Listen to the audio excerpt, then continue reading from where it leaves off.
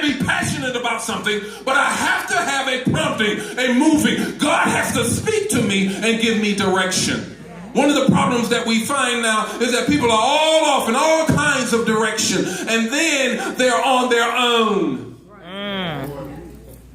You can be passionately wrong. Can I say that one more time? You can be passionately wrong.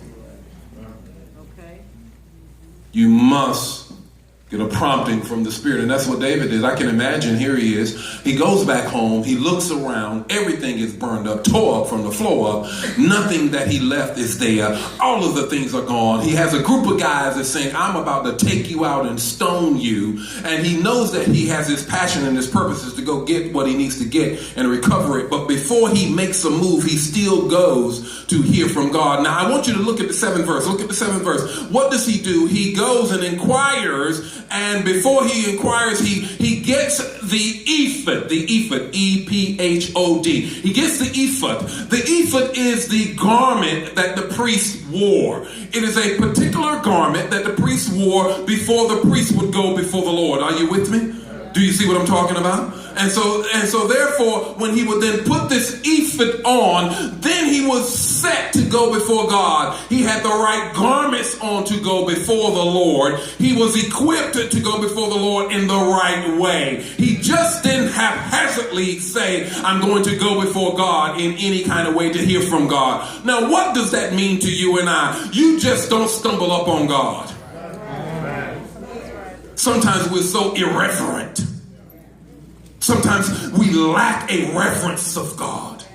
Our society and our culture has become so coarse now that we just go to God. If we even regard God, we go to God in any old kind of way. God is not some man in a big old rocking chair with a long gray beard, baby. That ain't God. You don't roll up on God like he's your granddaddy. My God.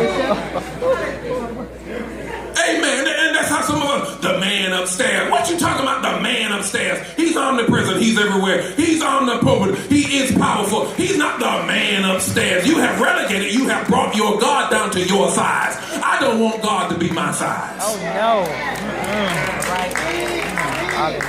How can God help me if he's my size? Can't do it. So what does David do? He says he goes and gets the ephod. What does that mean for you and I? I go to God cloaked in the blood of the Lamb. I go to God when I put on Jesus Christ.